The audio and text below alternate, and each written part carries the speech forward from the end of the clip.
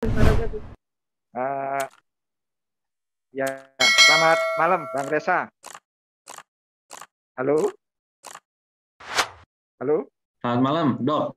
malam. Ya, Pada maaf, saya waktunya, ini selamat sambil di malam. kamar operasi. Iya, iya, iya. Wah, meluangkan waktu nih, terima kasih. Ya, saya sambil di kamar, ini saya sambil operasi ya, saya sambil bius ya. Iya, iya. Yang Hati-hati, Dok, itu tiga nanti mas, salah tusuk itu nanya. oh sudah berjalan. Saya tinggal Sudah monitoring aman. sambil Iya, mendengar Mas Reza bisa. iya. Yang pertama Mas Reza kemarin kan bicara tentang Gautama ya, kemudian yang sekarang lanjutannya. Eh, Kalau saya pernah dengar bahwa konsep tentang pencipta tidak ada apa, tidak ada pencipta atau pencipta disangsikan itu sudah sejak awal dari ajaran dari Gautama. Nah, kemudian juga dengan kekosongan, bahwa kekosongan itu yang benar-benar ada nyata. Nah, kalau kita mau melihat mikro, sekarang apa yang paling kecil dari suatu zat itu? Inti atau atom. Ternyata di bawah atom itu ada proton, neutron, elektron. Ternyata kemudian ada lagi setelah proton, neutron ada apa quark. Setelah itu apalagi yang akan ditemukan? Ini karena belum ditemukan aja. Apakah itu kekosongan? Nah, kemudian kalau kita makro, sampai di mana batasnya alam semesta ini? Apa yang kita yang bersinar, oke, itu karena langit itu karena ada pijar dari bintang. Kenapa langit itu cenderung hitam gitu? Hitam. Kalau nggak ada bintang hitam. Ya karena kita tidak mampu melihat batasnya itu sampai di mana. Tidak ada cahaya yang sejauh itu yang kita nggak tahu. Ilmuwan juga nggak tahu sampai di mana batasnya alam semesta itu. Apakah itu suatu kekosongan juga? Nah, itu yang ingin saya tanyakan. Terus Sang Gautama mengatakan bahwa hal-hal untuk pencipta itu semuanya adalah skeptis.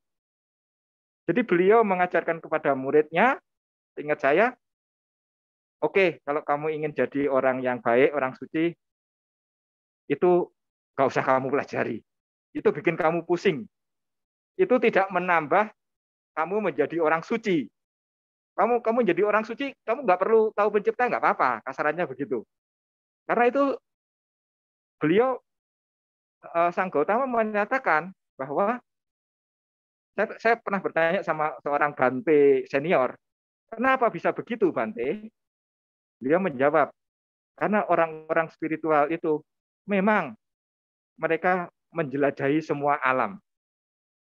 Kenapa mereka bisa cerita? Memang dia pernah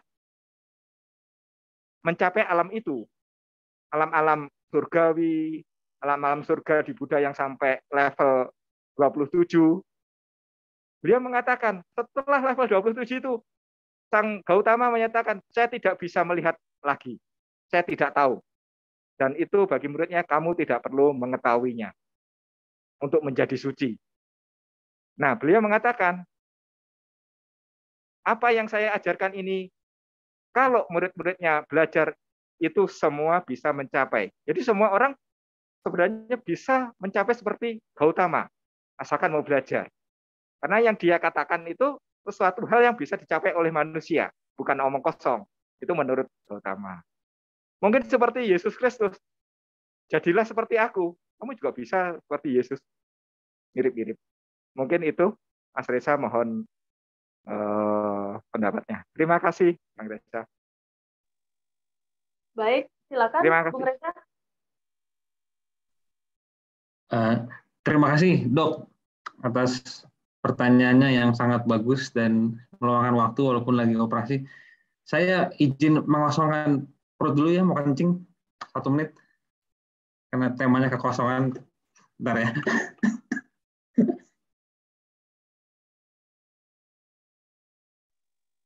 Ya, baik sahabat sekalian, untuk mengisi kekosongan, ya, kami ingin mengingatkan kepada sahabat sekalian untuk melengkapi presensi yang telah kami bagikan di kolom chat.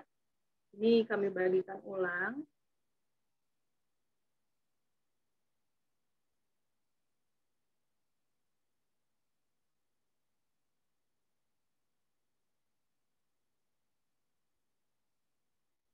Jadi seperti biasa ya, di kelas ini nanti akan ada sertifikat bagi para sahabat yang hadir di setiap pertemuan. Jadi ada 3 pertemuan di hari kemarin, hari ini, dan besok.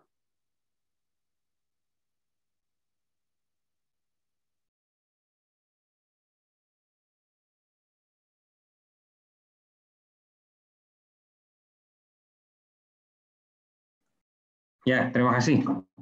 Jadi saya berbicara soal kekosongan dengan sesuatu yang penuh terisi gitu ya, dan sekarang sudah dikosongkan.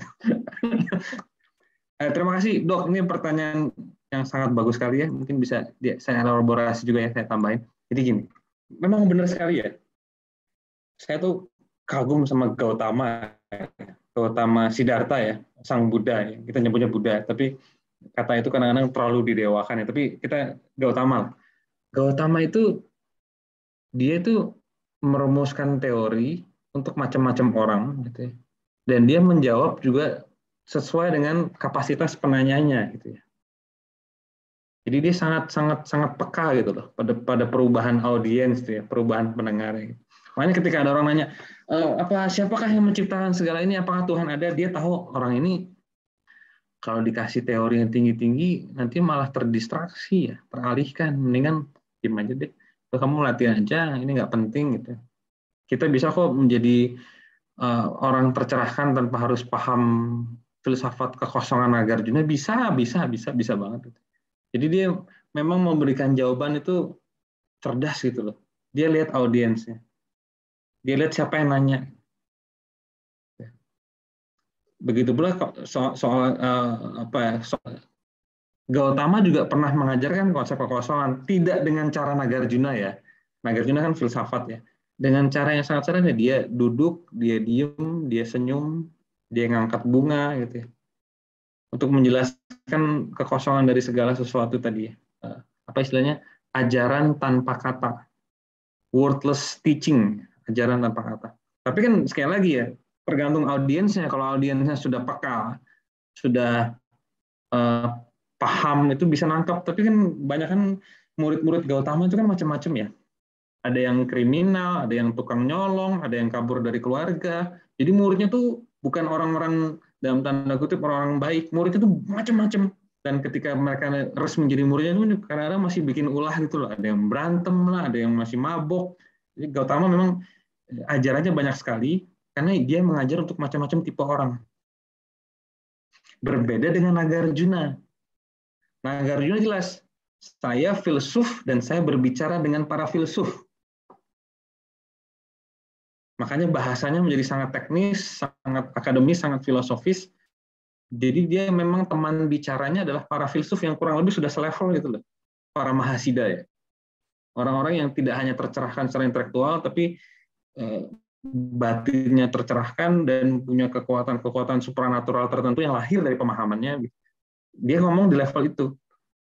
Jadi saya pikir walaupun Nagarjuna kesannya menghancurkan ajaran Gautama, tapi sebenarnya dia berbicara untuk audiens yang berbeda tentang tema yang sama, tentang perubahan, kesementaraan dari segala sesuatu. Di situ kerennya Dharma ya.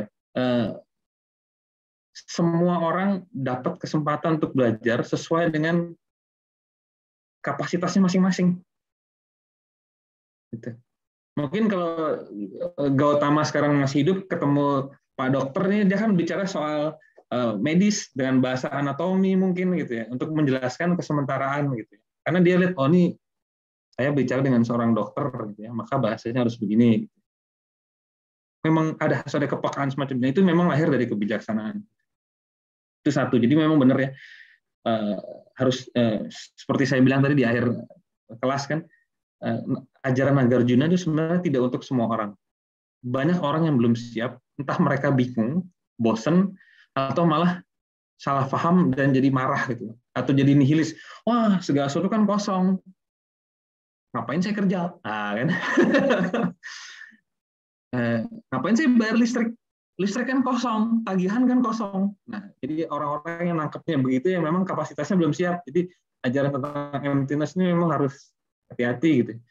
Makan di warung gitu, ngapain saya bayar? Uang kan kosong. Seperti Nagarjuna bilang, iya, habis itu ditangkap polisi, penjara juga kosong kan, gitu. Jadi memang harus sangat kritis ya menerimanya ya. Nah, terus yang kedua soal kata kekosongan. Saya tuh Sabtu kemarin ngajar soal Nagarjuna, sekarang soal kekosongan. Kekosongan itu kadang-kadang ke bawah mimpi ya, gitu, kata-kata kekosongan ini. Kalau kita ngomong secara saintifik itu pun sekarang terjadi ya, seperti dokter bilang tadi, di level terdalam, sekarang kuanta dok yang paling dalam gitu, quark, kuanta gitu ya. Dan sekarang mencoba diteropong lagi ya, dilihat lagi, itu kan disebut alam semesta kuantum ya, alam semesta yang kecil-kecil gitu ya, yang hiper kecil ya, hiper mikro universe gitu ya, itu tidak ada apa-apa ternyata. Maka intuisi Nagarjuna, intuisi Gautama bahwa segala sesuatu ini kosong dari inti yang tetap ya, itu benar. Dan para ilmuwan modern baru sekarang sampai ke situ sebenarnya. Itu kalau kita ngomong mikro, bahwa level terdalam kosong. It's like a space, istilahnya begitu. Seperti ruang kosong. Ketika kita zoom out dikit, baru ada sesuatu gitu. Ada quark, ada kuanta, zoom out dikit, ada proton, neutron, elektron, zoom out dikit ada atom, zoom out dikit ada mikrosel, begitu. Tapi di level terdalam, it's nothing, empty, kosong. Nah, sekarang kita ngomong alam semesta. Ini juga banyak penemuan menarik sebenarnya terkait dengan tema ini. Ini data ya, data astrofisika. Kurang lebih 95% dari seluruh knowable universe, jadi alam semesta yang sudah diketahui nih ya, known universe ya, itu adalah ruang kosong. Jadi galaksi, planet, tata surya, galaksi, ada Bima Sakti, ada Andromeda, ada macam-macam itu, galaksi yang jumlahnya banyak itu hanya sekitar 4-5% alam semesta. Sisanya apa? Nggak ada apa-apa, nggak ada suara, nggak ada materi, tidak ada ruang, tidak ada waktu.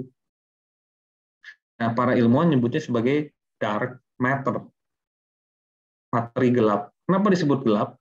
Karena nggak ada apa-apa. Jadi di alam semesta makro pun yang known ya, yang bisa diketahui ya, yang bisa di mapping dengan teleskop yang kemarin baru naik ke atas itu kan, yang nemuin black hole itu. Sebagian besar alam semesta, bukan sebagian besar, 95% alam semesta known yang sudah diketahui itu adalah ruang hampa. Dan ini sebenarnya juga bukan hal baru. Para yogi India sudah tahu hal ini dari dulu. Kenapa? Karena mereka hening, mereka melihat ke dalam. Iya ya, sel-sel saya ini nggak ada apa-apanya, nggak ada isinya sebenarnya. Tidak ada sesuatu yang substansial di sini. Begitu pula dengan bintang-bintang di langit, tidak ada substansial. Mereka nyebutnya sebagai Shiva. Shiva itu orang nangkapnya di dewa ya, jadi Mahadewa Shiva gitu ya. Di Bali kuat sekali Shiva ya. Tapi konsep Shiva itu artinya nothing, tidak ada. Itu ruang hampa. Nah, karena para yogi dulu kan mereka tidak punya konsep energi, tidak punya konsep dark matter, mereka menggunakan bahasa-bahasa kiasan sebagai sang pencipta, Mahadewa. Karena memang itulah bahasa saintifik pada masa itu. Shiva, Brahma. Brahma itu juga empty space. Shiva juga nothing is. Itu adalah prinsip-prinsip ilmiah sebenarnya. Tapi karena orang pada masa itu belum punya kosakata ilmiah, mereka menggunakan kosakata metafor dalam bentuk dewa-dewi gitu, untuk bisa menyampaikan ini. Taunya dari mana? Lihat ke dalam, hening. Suwung, sunyi orang Bali bilang. Ini mungkin tips buat teman-teman juga ya. Jadi belajar itu baca, nulis, diskusi, dan meditasi. Baru dapat pengetahuan yang sesuai dengan kenyataan sebagaimana adanya. Dan ini memang wow banget ya. Ini mengkonfirmasi apa yang sudah diomongin para, tidak hanya Buddha ya, tidak hanya Gautama, Nagarjuna, tapi para yogi yang sebelum-sebelumnya. Ada namanya macam-macam, ada Patanjali, ada Adi Shankara, ada Swami, aliran-aliran itulah, aliran-aliran yoga yang bilang bahwa dunia ini adalah Brahma, empty space, ruang kosong. Dan mereka memahami itu tidak menggunakan teleskop yang maha besar ya, yang ditaruh ada di beberapa tempat, ada 5 tempat di dunia, lalu ada yang digantung di International Space Station yang untuk menangkap itu. Mereka menggunakan metode samadhi, melihat ke dalam, mencapai keheningan. Ini saya pikir luar biasa sekali. Dan jauh lebih murah ya daripada bikin teropong yang besar-besar gitu ya. Jadi memang temuan-temuan astrofisika ini dari kacamata saya pribadi ya, ini mengkonfirmasi bahwa memang tidak ada kosongan, tidak ada sesuatu yang permanen, bahwa segala sesuatu itu kosong dari inti yang kekal, dan bahwa pada akhirnya kebenaran tertinggi itu tidak bisa disampaikan dengan kata dan bahasa dan konsep, tapi bisa dialami ya. Dialami, selalu baru, selalu fresh, selalu baru, selalu fresh. Nah, kalau kita bisa hidup seperti itu, betapa indahnya hidup ini, selalu baru. Tidak ada yang permanen, benar-benar perubahan terjadi begitu cepat ya. Pikiran tuh seger terus gitu loh. Itu kebahagiaan, bukan konsep baru, bukan teori lagi, tambah lagi teori baru dengan bahasa Sanskerta, bahasa Yunani, bahasa Jerman, tambah lagi konsep, bukan itu. Justru semua dibuang semuanya. Di situ saya pikir poin penting sekali ya. Supaya kita tidak hanya cerdas, pintar, tapi juga tercerahkan. Saya pikir ini sudah jelas ya, dunia itu butuh orang-orang tercerahkan, nggak cuma 1-2 ya. Kalau perlu ada 3 miliar orang tercerahkan, baru mungkin kita bisa menyelamatkan bumi ini dan menyelamatkan manusia ini ya. Minimal ini mungkin agak ambisius, 3 miliar orang tercerahkan. Jangan cuma 1 Buddha, 1 Bante, siapa Mahatera, 1 boleh, tapi kalau perlu 3 juta. Tapi jangan jadi Bante semua, nggak ada yang kerja nanti.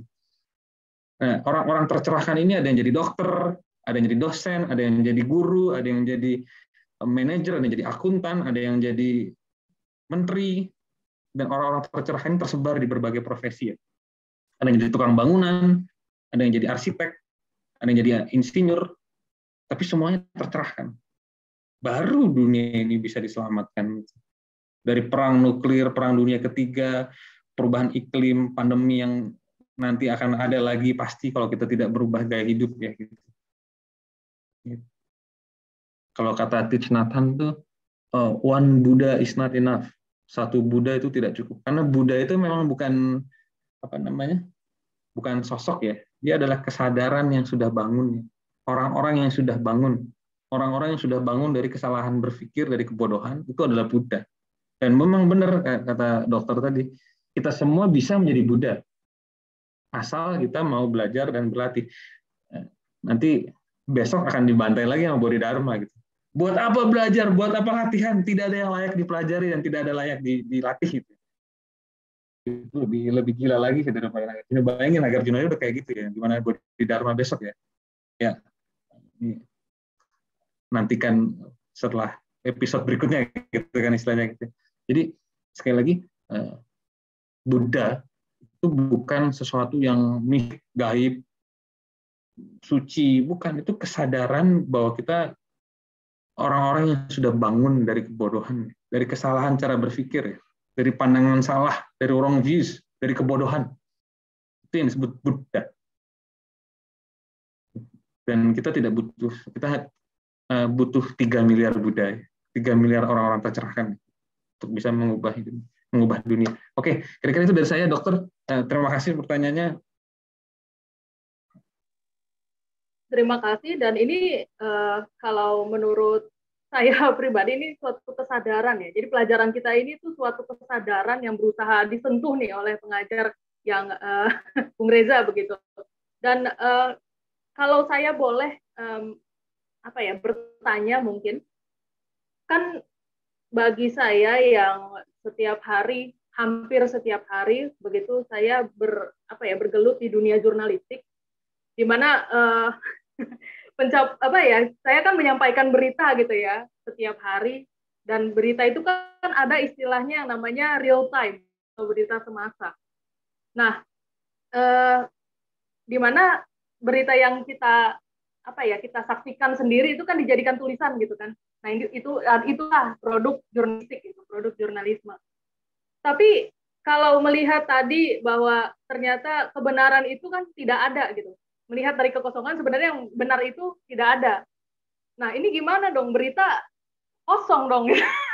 Maksudnya ya itu tidak benar gitu. Tidak benar dalam arti yang tidak utuh. Karena kan segala sesuatu harus dianalisis, disampaikan juga ya itu tidak utuh gitu, belum utuh sebagai kalau melihat dari kriteria jurnalistik gitu. Nah, kalau menurut Bung Reza bagaimana, berita itu adalah sesuatu yang tidak fakta, bukan suatu fakta dong gitu. Mungkin ada sedikit yang ingin ditanggapi gitu dari pertanyaan ini Bung Reza, karena saya sendiri jadi berita itu kosong dong gitu.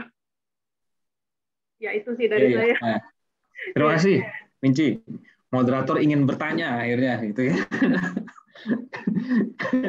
Moderator juga gatal mendengar argumen Nagarjuna ini gitu. Terima kasih Minci pertanyaannya gitu ya. Jadi gini, apakah kebenaran itu ada? Kebenaran yang universal ya, kebenaran dengan skala besar ya. Apakah itu ada? Jawaban saya satu dari Nagarjuna dan Gautama ya. Satu, iya ada, tapi dia tidak bisa dikonsepkan. Dia bisa dihayati sebagai pengalaman sadar di dan saat ini, itu kebenaran. Tapi itu kan kebenaran absolut ya, kebenaran mutlak. Nagarjuna bilangnya kenyataan absolut ya. Itu kenyataan sebagai adanya. Nah, tapi kan kita juga hidup di masyarakat. Masyarakat artinya ada kenyataan relatif, kenyataan konvensional, kenyataan konseptual. Di sini banyak kebenaran, ada versi-versi kebenaran, gitu.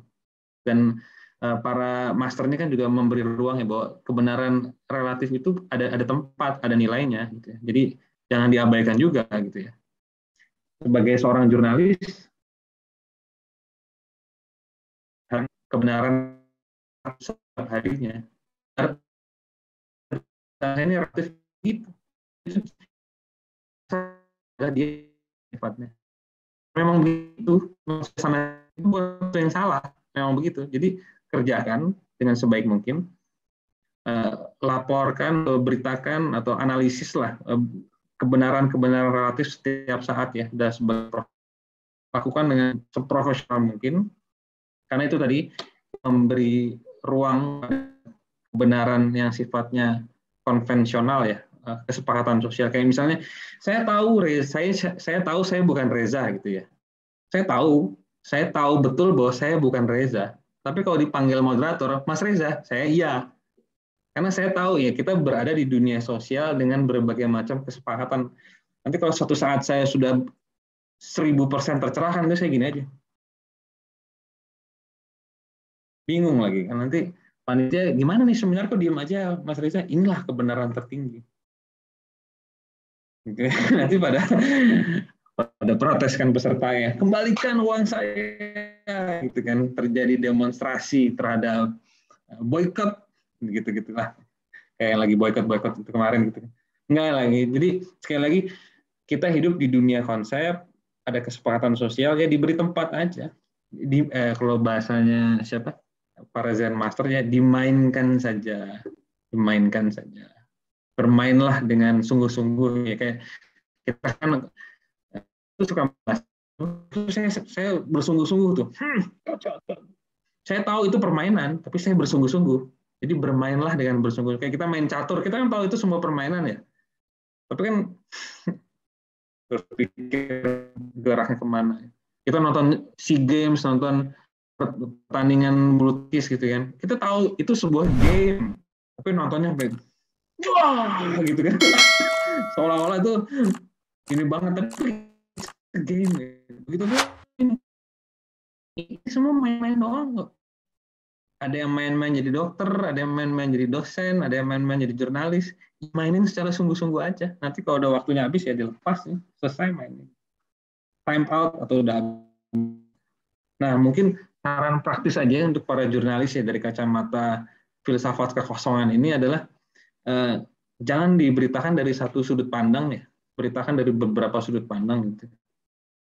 Biar masyarakat itu tidak hanya melihat dari satu jendela lalu terprovokasi, apalagi masyarakat Indonesia kan belum bisa berpikir kritis ya. Jadi reaksioner, panik, ada masalah, boykot, heboh, ribut-ribut sendiri gitu. Jadi karena sadar bahwa tulisan sifat kreatif diambil dari beberapa sudut pandang, lebih seimbang gitu. Sambil tahu bahwa itu adalah sebuah permainan gitu. Jadi bermainlah dengan sungguh-sungguh gitu ya. Kira-kira gitu dari saya. Mungkin kalau ada pertanyaan lagi nggak apa-apa sih, bisa dilanjutin lagi. Terima kasih. Karena moderator punya hak untuk bertanya lebih gitu kan. Sudah cukup. Nanti kasihan yang lainnya juga masih banyak yang mau ditanyakan nih soal kekosongan. Sesuatu yang nothing, tetapi banyak yang ingin ditanyakan dari sana. Cukup jadi unik. Sekali lagi nih, kekosongan itu bukan ketiadaan. Oke? Emptiness is not nothingness. Kekosongan itu bukan ketiadaan. Sesuatu itu ada, tapi dia berubah terus. Begitu cepatnya, karena dia tidak punya inti. Kalau ketiadaan kan kita nggak bisa ngomong, itu nihilis ya, itu yang ingin dikritik Nagarjuna sebenarnya, nihilisme. Jadi kekosongan bukan ketiadaan. Ketiadaan itu pandangan ekstrim yang juga sebenarnya salah. Nihilisme. Ada, tapi keberadaannya itu berubah terus. Kalau saya ngomongnya begini, seperti pelangi ya. Kemarin ya Gautama kemarin lah, seperti pelangi ada, orangnya kelihatan, tapi ketika dia nggak ada. Seperti kabut, asap, pegang nggak ada. Kalau Pak Master bilang seperti yang memantul di atas danau, danau yang memantulkan bulan. Ada bulannya kan, danau itu ada bulannya, tapi itu kan bukan bulan, cuma pantul aja. Di dunia ini pantulan saja. Ada, tapi tidak ada. Nah, ada tapi tidak sungguh-sungguh ada. Yes. Bikin stiker tempel di mobil. Aku ada tapi tidak sungguh-sungguh ada. Iya, kira-kira gitu. Mungkin sedikit penajaman aja. Ya, baik. Semakin menarik. Oke. Selanjutnya kita akan mengundang Kak Nurudin nih. Kak Nurudin ini peserta yang setia mengikuti setiap kelas dan pertemuan. Ya, silakan Kak Nurudin. Nah, ini filsuf sejati nih. Tuh kan dia tidak berbicara apapun tuh kan. Itu kebenaran tertinggi tuh. Luar biasa Nurudin. Bisa dengar saya Mas Reza, ini masih dalam ini mulai ruang-ruang relatif ya. Ya, menarik sekali Mas Reza pemaparannya. Saya jadi ingat ya, kalau dalam Zen kayaknya sering dipakai cerita ya soal orang naik kapal tuh kalau sudah sampai ke daratan ya kapalnya kan ditinggal saja gitu kan. Masa dibawa-bawa terus kan aneh gitu kan. Jadi kayaknya semacam itu ya. Jadi kalau konsep tadi sudah selesai dipakai ya sudah ditinggal aja, ngapain di apa namanya masih dibawa-bawa kan aneh gitu kan. Jadi cerita itu lebih apa namanya lebih mudah dipahami mungkin ya kalau dalam Zen pakai cerita. Nah, saya ingin bertanya beberapa hal. Yang pertama terkait dengan kayaknya juga kemarin sudah ada yang nanya ya waktu di Salihara soal Nagarjuna dan Plato itu kan.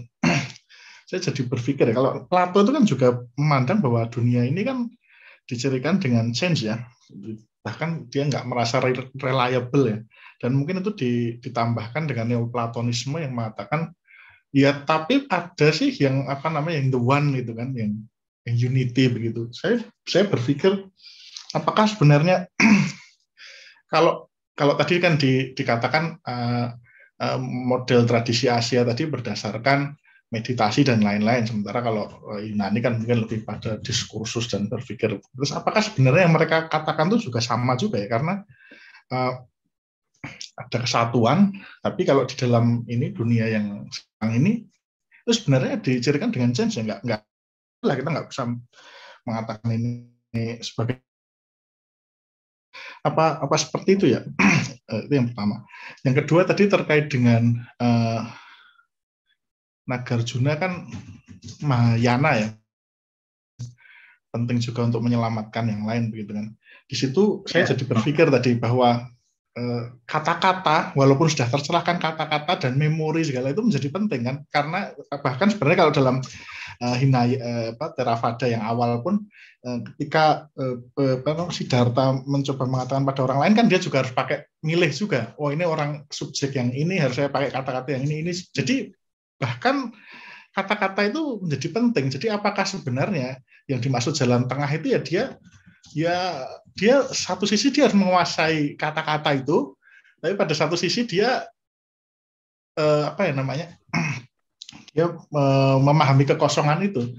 Atau apakah itu juga yang misalkan membedakan antara Mahayana dan Theravada? Kalau Theravada mungkin ya udahlah saya mending nggak berkata-kata, mending saya soliter aja hidupnya kayak filosof soliter, kan nggak usah ngomong, saya nyapu aja di kuil kan, atau seperti itu yang nanti titik tekannya itu di mana yang soal itu. Karena di awal kan Siddhartha juga ngomong juga, tapi kemudian kok diteruskan di Theravada kayaknya lah mending kita yang ini aja yang penting kita pencerahan individual saja. Itu bagaimana? Dan mungkin kalau yang terakhir saya ingin tanya tadi, kalau Nagarjuna kan soal kosmologinya kan dia percaya bahwa segala sesuatu itu bisa saling menyambung dan kemudian dia menopang dirinya sendiri, nggak perlu ada sebab eksternal gitu kan, ibaratnya nggak ada kausa prima dan lain-lain. Apakah itu mengkritik kosmologi India yang waktu itu juga? Kan tadi dikatakan oke, ada pemahaman bahwa Brahman, Siwa dan lain-lain itu sebenarnya juga konsep, tapi apakah juga ada tafsir yang mengatakan ya tadi itu sebenarnya esensial, memang ada Brahmana, Siwa atau Wisnu begitu yang benar-benar memang menciptakan dunia ini. Mungkin bisa dielaborasi lebih lanjut Mas soal ini. Apakah itu kritik dari kosmologi yang mapan di India atau seperti apa? Mungkin gitu aja Mas, terima kasih. Siap, terima kasih Nurdin. Langsung aja nih moderator ya. Langsung Bu Reza, silakan. Iya. Terima kasih pertanyaannya.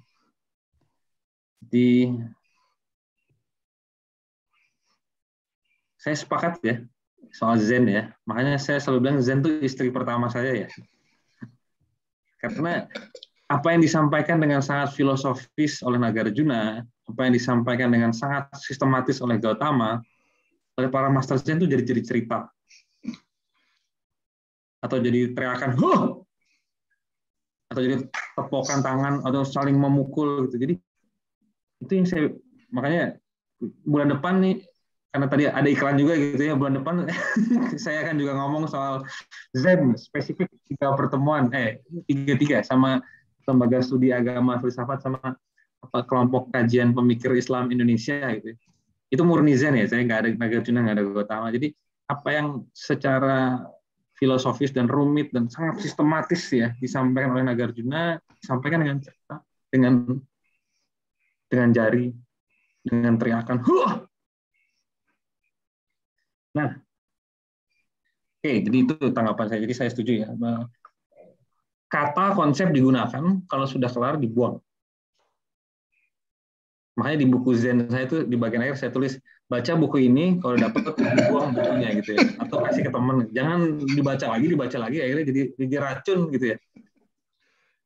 Kenapa saya logatnya di orang Bali begini ya? Main di Bali ini. Oke. Yang kedua soal Platon ya. Pak Martin Simanjuntak itu juga saya pikir, Pak Martin Simanjuntak ya, Pak Martin ini juga peserta setia ini. Pertanyaan juga bagus-bagus ya. Pak Martin dan Nurdin ini serta setia. Jadi saya tidak terlalu mendalami Platon ya, walaupun namanya Platon Academy gitu ya, atau Platon gitu ya. Saya mendengar dia waktu kuliah filsafat Yunani, dulu waktu di STF ada seminar soal Platon, ada Pak Franky waktu itu yang ngajar itu. Jadi saya belajar Platon tuh sambil lalu. Waktu itu ada bukunya Romo Setio, saya juga baca soal Platon. Jadi pengetahuan saya tuh basic sekali lah soal Platon. Tapi saya melihat Platon masih percaya ada yang abadi. Itu aja perbedaan dengan Nagarjuna. Masih ada dunia ide, masih ada to agaton, to hen yang abadi. Jadi kesannya nanggung memang. Kalau dari kacamata Nagarjuna ya, dia mengasumsikan ada sesuatu yang abadi sebagai dasar dari realitas yang sifatnya berubah gitu. Nah, tapi ini juga konon ya. Jadi tidak bisa dipastikan dengan 100% akurat. Platon itu menuliskan ajaran-ajaran untuk pemula, eksoterik ya. Apa yang ditulis di dalam buku-buku Platon itu adalah ajaran pengantar. Ajaran yang sebenarnya tidak ditulis, ajaran esoteriknya. Dan itu melibatkan meditasi, melibatkan mati raga. Itu tidak diajarkan untuk publik. Seperti Gautama sebenarnya. Jadi ada ajaran yang untuk orang umum, ya ada teori-teori, rumusan, ada moralnya juga. Apa kan kalau Plato itu Tumos gitu-gitulah. Saya nggak tahu apa itu Yunani itulah. Mas Dimas nih jago nih bahasa Yunani itu. Tato, Soprusune gitu-gitu. Saya tahu eudaimonia, autarkia sama apa tuh satu lagi yang kemarin toa gitu. Jadi itu ajaran untuk umum. Tapi untuk ajaran yang esoteriknya, ajaran dalamnya, untuk ajaran rahasia Plato itu tidak pernah ditulis dan memang tidak boleh ditulis karena takut disalahpahami. Dan itu katanya sangat mirip dengan tradisi Asia, yoga terutama ya. Nah, kita sekali lagi kita nggak tahu itu akurasinya gimana, tapi masuk akal sih, gitu ya. Jadi karena memang filsafat Yunani itu mendapat pengaruh besar dari India. Kenapa? Karena Kaisar Alexander menyerbu seluruh Timur Tengah, Babilonia sampai ke India Utara. Ada perjumpaan langsung ya antara peradaban Helenisme Yunani kuno dengan peradaban India. Lalu terjadi, dan ingat Kaisar Alexander itu tidak hanya membawa pasukan ketika dia pergi, dia bawa intelektual, bawa para filsuf. Itu kan mirip Napoleon Bonaparte ya. Jadi mereka perang tapi juga bawa para intelektual gitu ya untuk terjadi pertukaran ilmu gitu atau menggali ilmu. Itu keren gitu ya. Perang bawa para dokter gitu ya untuk mencatat apa yang mereka temukan di sana. Terjadi dialog dan itu mempengaruhi filsafat Yunani pada akhirnya. Makanya Yunani kuno itu menarik karena dia tidak sepenuhnya rasional, tapi tidak sepenuhnya mistik ya. Gitu. Dan itu kan akhirnya mempengaruhi Eropa. Walaupun nanti di tangan para filsuf Prancis, Jerman menjadi sangat rasional ya. Itu sebenarnya penurunan mutu sebenarnya, sangat disayangkan sebenarnya.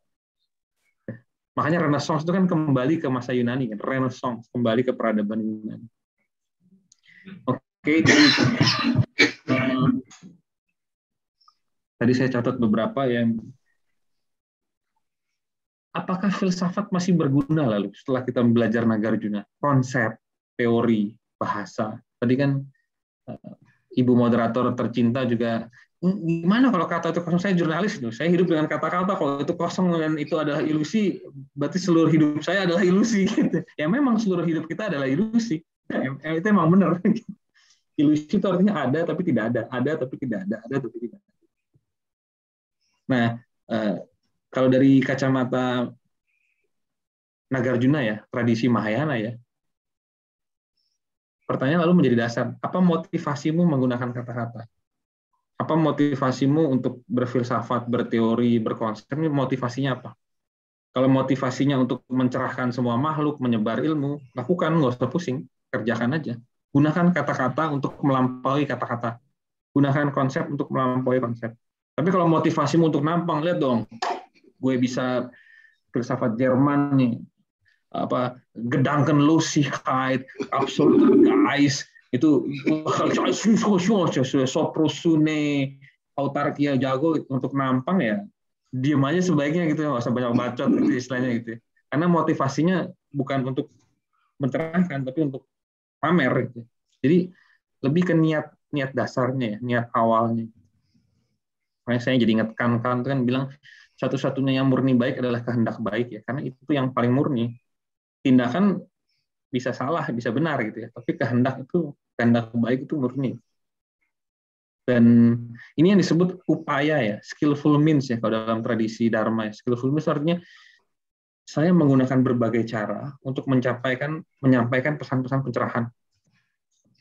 Makanya ada master-master Buddhis yang sekarang keren-keren ya dari Tibetan itu namanya Dzongkar Khenche Rinpoche. Dia tuh sutradara film. Terus bikin dokumenter kiri kanan, bikin film, dapat penghargaan banyak, nulis buku juga, bikin seminar juga, fotografi juga. Jadi dia menyampaikan ajaran tidak dengan cara-cara kuno ya, dengan cara-cara zaman now.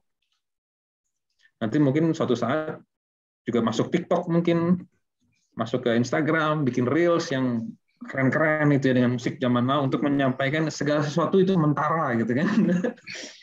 Jangan terlalu dilekati, tapi dengan cara yang distek gitu ya. Why not? Itu semangat Mahayana memang. Gunakan segala cara untuk menyelamatkan semua makhluk. Gunakan ilusi untuk membebaskan orang dari ilusi. Nah, itu bagus kata-kata itu. Gunakan ilusi untuk menyelamatkan orang dari ilusi. Nah, memang di sini perbedaan antara Theravada dan Mahayana ya. Konsep pencerahannya pun berbeda ya. Pencerahan Theravada kan mencapai nibbana, pemadaman semua konsep gitu ya, untuk diri sendiri. Saya sudah bangun jadi Buddha, jadi arhat kan kalau di Theravada. Ya sudah. Tapi kalau Mahayana, saya tercerahkan lalu saya bergerak keluar ya. Saya mungkin jadi artis kayak, atau saya jadi jurnalis, atau saya jadi dokter, atau saya jadi guru, apapun profesinya, tapi saya akan bergerak untuk menyelamatkan semua makhluk dengan motivasi bodhisattva disebutnya kan. Jadi keluar. Koneksinya lagi nggak stabil. Oke, jadi itu memang pencerahannya berbeda. Pencerahan Mahayana pencerahan untuk semua makhluk ya. Walaupun hati-hati, kata-kata semua makhluk itu juga berbahaya. Ingat, semua makhluk itu juga kosong ya. Jadi itu harus diingat lagi ya, bahwa ini adalah sebuah permainan juga. Maka bermainlah dengan sungguh-sungguh, kayak kita main sepak bola itu. Saya kan tinggal di Ubud nih, di belakang ada lapangan bola tuh. Kalau sore anak-anak tuh main sepak bola dengan bersungguh-sungguh ya. Wah, over kiri, wah gol. Gila, udah kayak mau mati aja itu kalau kebobolan gawangnya ya. It's just a game, itu cuma permainan, nanti pulang ke rumah juga pada lupa gitu ya. Seperti itu, jadi semangatnya hidup ini permainan, penyebaran dharma juga permainan, ilmu pengetahuan juga permainan, bermainlah dengan sungguh-sungguh cuy, jangan tanggung-tanggung, karena lebih bahagia kalau begitu. Jadi jurnalis yang sungguh-sungguh profesional dari berbagai sudut, tapi sadar, it's just a game. Jadi ketika pulang ke rumah bisa tidur, karena kalau pekerjaan kita anggap serius ya, ini adalah hidup matiku, wah ini adalah identitasku, nggak bisa tidur. Susah boker nanti juga ya, karena terlalu serius ya. Tapi kalau permainan hari ini selesai, gue mau tidur, nyenyak tidurnya, nggak depresi, nanti para psikiater kehilangan pekerjaan gitu kan, karena orang pada bahagia semua karena tahu ini semua sebuah permainan dipermainkan dengan sungguh-sungguh gitu. Oke, itu catatan soal Theravada dan Mahayana ya. Nah, soal kosmologi India. Oke, ini harus dipahami ya, bahwa India itu tidak pernah menjadi India sebelumnya ya. Yang kita sebut sebagai India sekarang, Republik India ini, dulu tuh kumpulan kerajaan kecil-kecil. Satu. Dan banyak sekali aliran pemikiran di sana, yang saling berlomba-lomba ya. Ada banyak guru, ada banyak master. Makanya kan saya bilang kemarin, kenapa Buddha tidak berkembang di India? Karena kalah saingan. Dengan tradisi Advaita Vedanta, dengan yoga, karma yoga, bhakti yoga, hatha yoga yang sudah mengakar ya. Jadi India itu sangat beragam. Itu memang peradaban yang luar biasa unik sih ya. Sangat berwarna, sangat beragam. Banyak sekali metode, teknologi, jalan-jalan untuk sampai pada pencerahan gitu ya. Dan ya apa yang Nagarjuna katakan ini, kalau mau dilihat secara objektif ya, ini hanya satu versi dari apa yang ada pada masa itu. Apakah lebih baik atau lebih buruk tergantung ya, kita silakan mengkajinya secara kritis lah gitu. Apakah Nagarjuna ini masuk akal untuk diterima atau enggak? Kosmologi tadi, dependent co-origination ya. sesuatu menyatu, unsur-unsur berbeda menyatu lalu terurai. Apakah ini cukup masuk akal? Atau ya perlulah ada sang pencipta tapi kerjaannya mungkin part time gitu ya, mungkin bukan sang pencipta yang Tuhan, aku sakit perut, berikanlah, atau apa, jangan ngomong Tuhan, sang pencipta, aku sakit perut, berikanlah kelegaan pada perutku. Ya elah, dia nggak ngurusin gituan kali cuy. Jadi sang pencipta part timer, atau mungkin nggak perlu sama sekali, atau mungkin perlu juga yang sampai ngurusin sakit perut aja. Sembuhkanlah sakit perutku. Dunia tuh ada 8 miliar orang cuy, dan ada masalah perang, dan urus sendirilah perutmu, kan gitu ya. Jadi apakah perlu konsep seperti itu? Ya silahkan ditimbang-timbang sendiri. Kalau saya pribadi sih ya, saya senang ya dengan Nagarjuna ya. Saya salah satu anggota Nagarjuna Fans Club. Nanti kartunya saya tunjukin kalau Nagarjuna Fans Club. Saya adalah pendiri, anggota, dan ketua sekaligus gitu ya. Tidak ada yang lain. Dan kartunya kosong sekaligus itu. Kartunya adalah ini kartunya. Tidak ada kartu ya. ya karena Nagarjuna apa ya? Satu sangat ilmiah karena mungkin background saya filsafat, jadi melihatnya sangat ilmiah gitu ya, cocok.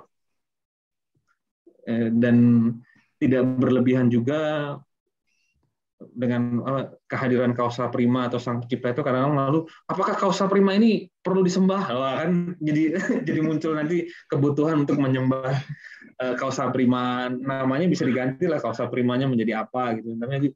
Nanti kausa prima berkata begini, kita harus patuh. Nah itu jadi panjang urusannya kalau kayak gitu ya. Jadi mendingan kausa prima disingkirkan, kita lihat segala sesuatu secara ilmiah dan natural gitu ya, bukan supranatural tapi natural. Tidak ada yang perlu disembah, tidak ada yang ini, tidak ada yang perlu disembah dan tidak ada yang perlu dikutuk gitu ya. Di alam semesta ini semuanya sejajar, bagian dari gerak sunyata tadi. Tidak ada yang perlu dipuji dengan berlebihan, tidak ada yang perlu dihina dengan berlebihan. Santai aja. Itu yang saya senang dari Nagarjuna ya. Jadi hati damai sih. Tidak dualisme gitu ya. Ini kita sembah, itu kita kutuk, bakar, hanguskan, atau gitu. Itu kan apa ya? Bikin perang ya. Dan bikin hati gelisah juga ya. Kalau saya melihatnya begitu ya, secara objektif gitu ya. Nagarjuna enggak kan? Reza, Nurudin, Minci, Dimas, ini ada si Nanda nih teman SMP gue nih. Ini semua adalah unsur-unsur yang terbentuk dan terurai. Sama dong. Ini saling menghargai dan menghormati lah. Karena kita sama-sama unsur yang terbentuk dan terurai, dan suatu saat akan jadi bangke. Sama-sama perjumpaan res perma dan novum, ya respect aja. Semua tidak ada yang rendah, tidak ada yang tinggi. Itu makanya saya simpati sama Nagarjuna. Dan tradisi Mahayana juga ya. Ya kira-kira itu dari saya. Sorry kalau kelamaan nih, ada teman-teman yang udah jam 11 nih pastinya. Ya terima kasih Mas Reza. Ya. Terima kasih. Gini, gimana ya? Nurudin mau bergabung dengan Nagarjuna Fans Club? Kita akan menyanyikan kekosongan ya. Itu slogan esoteriknya Platon Academy nih. Gitu ya, gimana gitu ya? Kosong maka aku ada itu.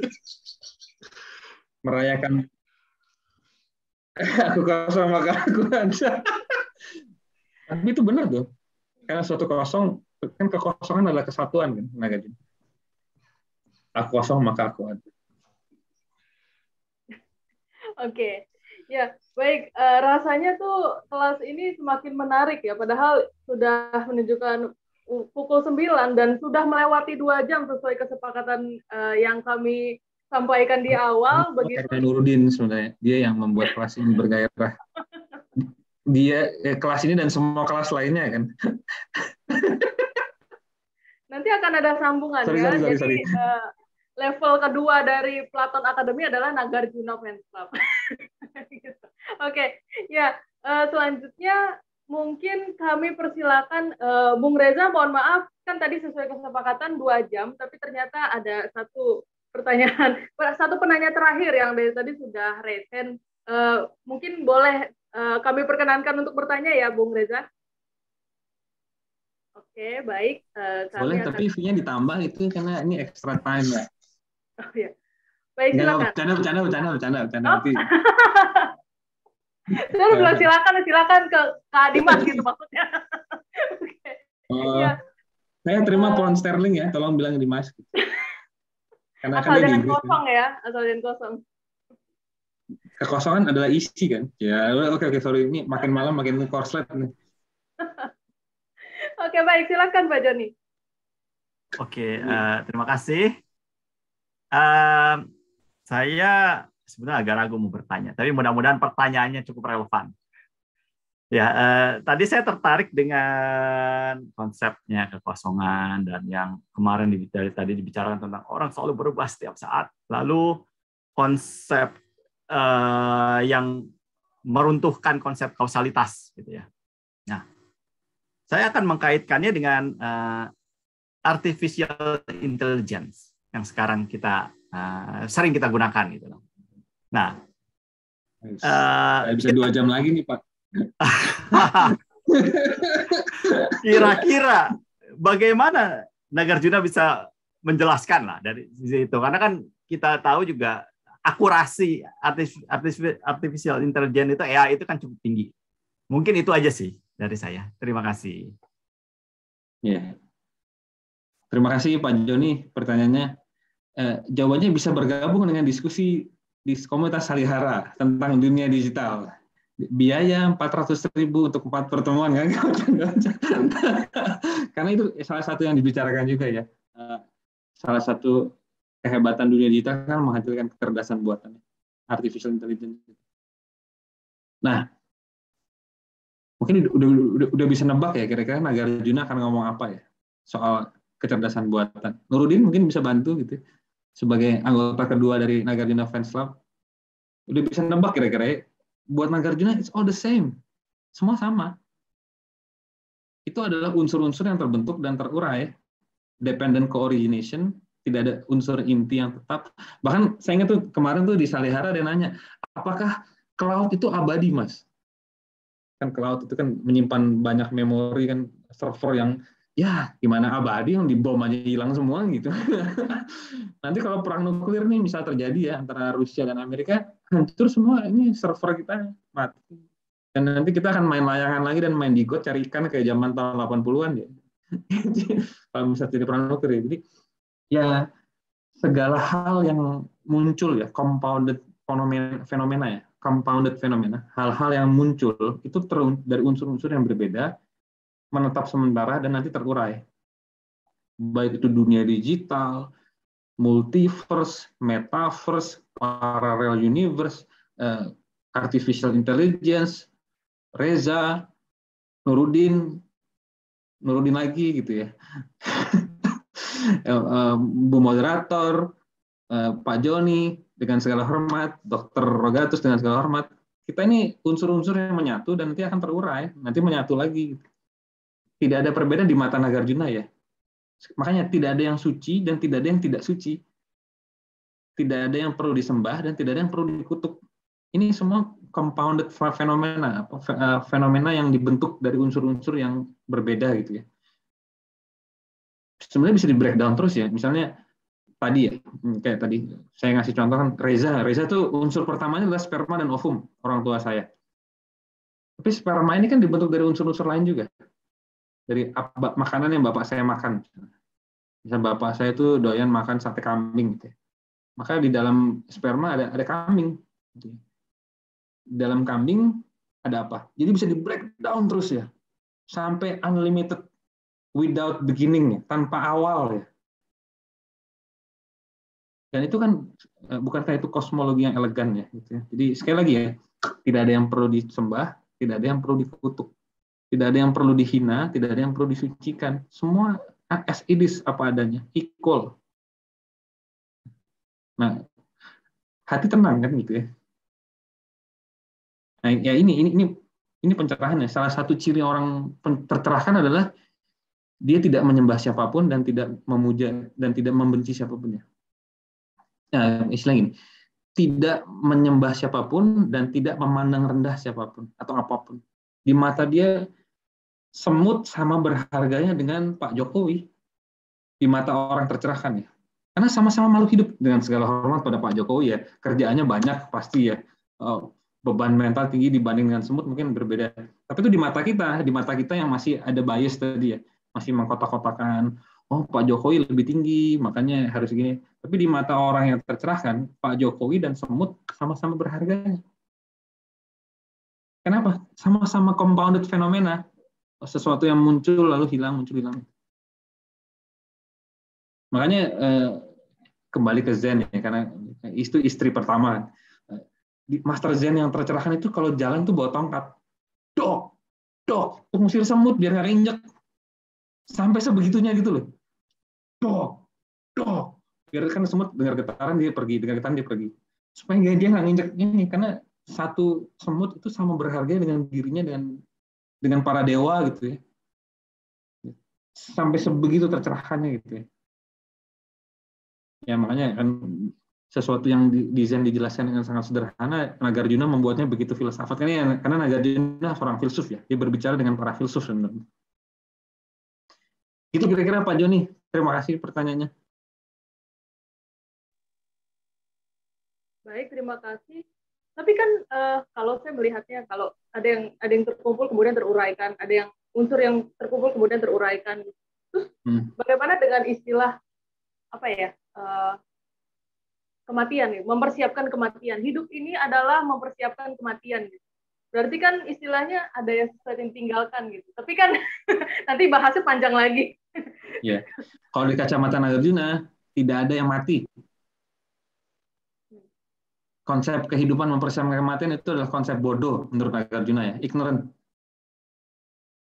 Jadi buat Nagarjuna ya Heidegger Sein zum Tode, tidak ada yang mati. Mati itu kan seolah-olah dia sudah selesai gitu ya, lenyap gitu ya. Tidak ada yang lenyap, itu compounded fenomena aja. Berbahaya. Wah, Dokter Rogatus sudah gatel nih. Wah, masa tidak ada yang mati nih saya sebagai dokter? Sudah siap ini. Gimana kebijakan moderator lah?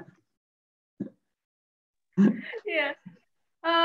Mungkin besok lah. Cukupkan dulu ya, kami cukupkan dulu sampai. Dengan segala hormat pada dok. Ya, Dokter Rogatus masih ada besok dan besok mungkin boleh ya di sela-sela mungkin ada kekosongan waktu begitu. Nah nanti boleh disampaikan pertanyaan yang waktu selalu kosong depan, ya. Gitu. Ya, waktu selalu kosong karena selalu bergerak. Selama gitu. Pound sterling yang ditransfer sih saya siap lah gitu ya. Tolong dicatat. Ya. Bosnya ini sini gagal bercanda. Pengajuannya dicatat kok, tenang aja, ini masih dalam sifatnya pengajuan gitu ya. Oke, wah aman tuh katanya tuh, luar biasa. Nanti akan berlanjut ke Nagarjuna Fans Club nih nanti setelah ini. Oke. Kalau transfer pound sterling saya nggak pulang dari Bali nih, bisa extend terus kan?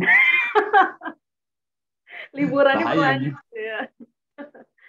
Oke. Nah, sebelum kami akhiri dan juga sebelum nanti Bung Reza akan menutupnya dengan closing statement, kami akan menyampaikan undangan terlebih dahulu. Ini undangan pertemuan gratis ya, gratis atau tidak dipungut biaya. Jadi kita semua akan diajak belajar mengenai emotional spiritual journey oleh pengajarnya Guru Simbolon, seorang building image consultant dan juga penulis buku. Nah, acara ini akan diadakan di hari Kamis di tanggal 2 Juni 2002 di jam yang sama seperti biasanya.